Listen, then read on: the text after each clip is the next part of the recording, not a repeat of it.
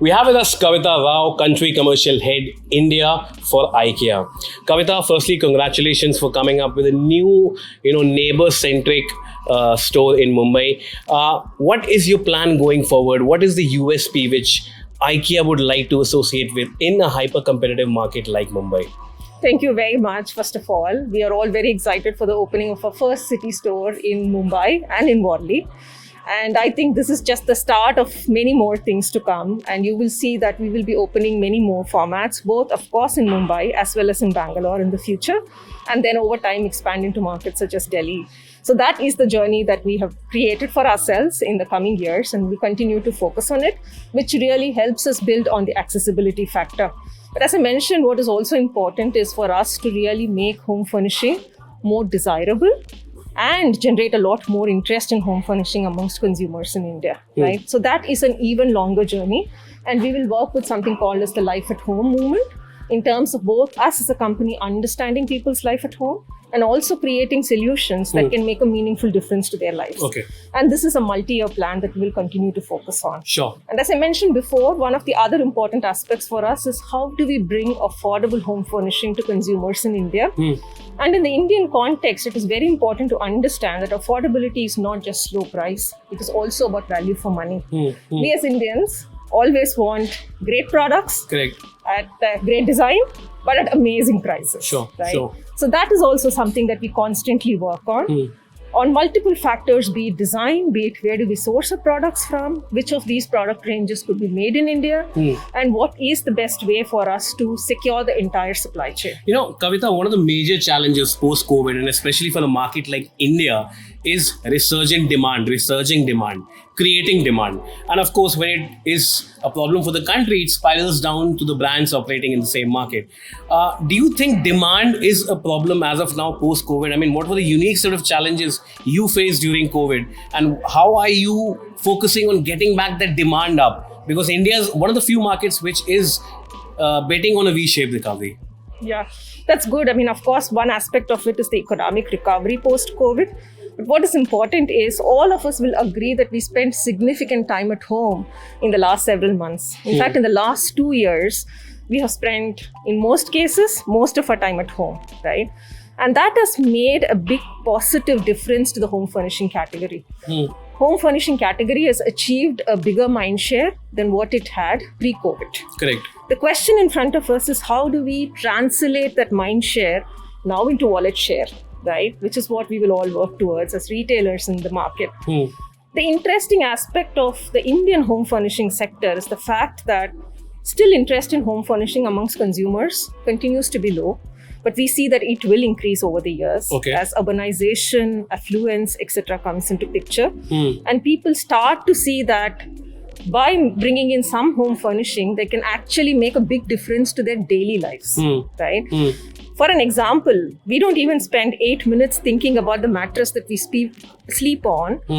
8 hours a day, 365 days a year, right? The moment that happens, there is going to be a change. So in terms of competition in the retail sector, I would say that there is space for everyone in the market, right? Okay.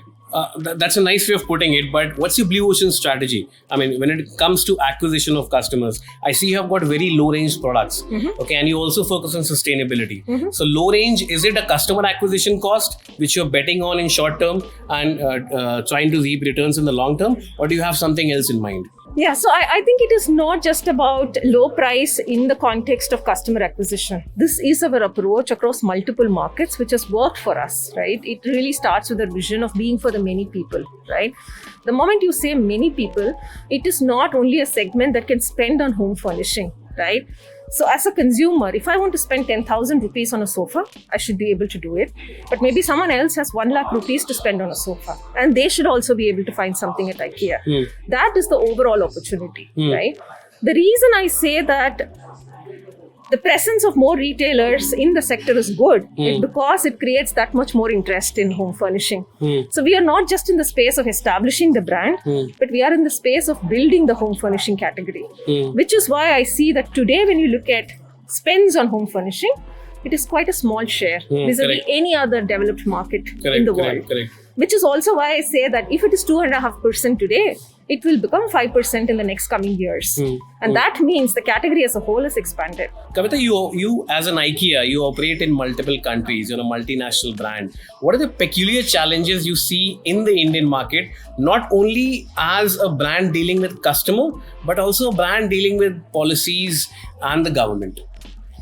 Sure. So I think one of the biggest learnings for us, and most other multinationals will also talk about it, is the fact that no average works in India. India is a very diverse market and there are many realities. Often an average number really misses the point in terms of what we are trying to understand around consumer behavior, right?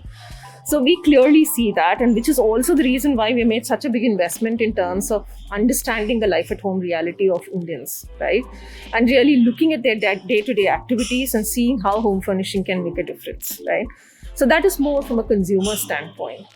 When it comes to stakeholders, I think it is an evolving situation. We are seeing that there is a lot more openness to take inputs and insights. A classic example has been the fact that furniture is one of the recognized 24 sectors that the government wants to focus on in a big way. And we have been trying to support in terms of what kind of a policy framework would actually help us in this space. So there are positive developments on that front as well. So what is interesting to see is, as a whole, there is a lot of evolution that is happening on the consumer front. There is also a lot of evolution that is happening on the stakeholders, be it suppliers, be it government, and so on. It is about how do we bring all of these different variables together in a good fashion to create growth for the future. That is really our focus at this point in time. Okay. Now, Kavitha, India is a market. I remember pre-COVID, there are many small companies. What they do is they source their raw material from US, get recliners assembled in China, and then come back and sell it in India at a cheaper price. We have been living in those permutations and combinations, and there are many Jugaadu companies which do operate in India like that. Now, firstly, do you have any import dependence from China going forward? Because, the norms are such, the geopolitical situations are such that we need to reduce our dependence on China. So, firstly, do you have any import dependence from China? We do not have a dependency on any one market. IKEA operates as a global supply chain, right? We look at where is it that the best center of excellence lies for a particular product. So, for example, for one category of products that we call as flat line, which is wood and engineered wood-based materials, we see that Poland is a big hub because raw material is available, because there is very efficient, productive processing opportunities that are available. Correct. So, the global supply chain of IKEA would focus on a country like Poland in order to be able to source, right? In a different area, for example, textiles. India is the big hub for textiles. It has been so for the past 25 years. Globally, IKEA exports from India to multiple countries across the world. Correct. So what is important for us as IKEA is the fact that we work on a global supply chain. It is always looking at where is the best ecosystem existing for a particular category. And again, in home furnishing, we need to realize that it is not one particular category, right? There are a plethora of categories. On one end, you're looking at lighting. Another end now with home smart, electronics and things like that. Then there is wood and wood-based material. There is a lot of metal and plastic. There is textile. There is comfort, right? So there is a plethora of categories that we're talking about. And then it becomes very important for us to look at what is the best place to sort a particular category from, right?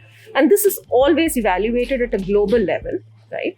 And of course, in India, we see that there is an opportunity for us to leverage and look at the manufacturing sector growth and capitalize on that opportunity, which we will always continue to do, leveraging the local sourcing approach. Sure. Now, I won't find a single MBA student in India who hasn't heard of a case study called IKEA in their MBAs. Okay, when we talk about the culture, we talk about reducing the bottom line. Maybe I would be one of them.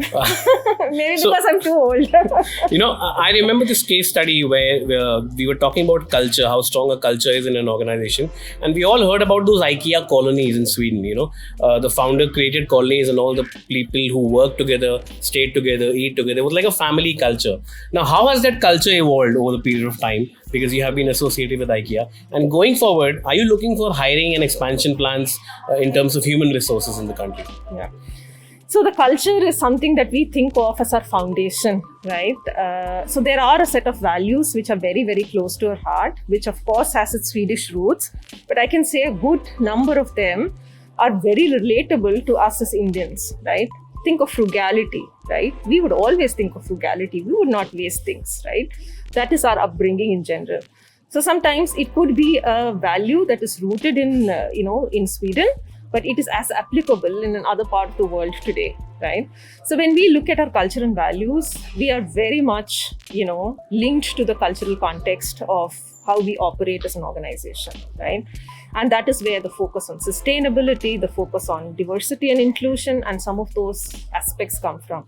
It's all about respect for people. It is all about teamwork and working together. It is about, as leaders, leading by example. These are some of the core values that are very, very important to us.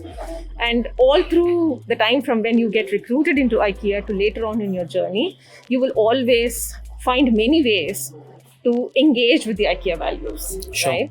And that has really been very important for us to come together as a larger team, despite the fact that we are present in many different countries across the world. Sure, right? sure. So that is something that we all pride ourselves on, right? And in terms of the question on hiring, yes, of course, right? With an expansion plan, the way we have it today, I think by 2030, we would look at about 10,000 or even more co-workers in India, right? That is a big base. And that is just directly employed co-workers. And imagine the extended supply chain and, the service providers and so on.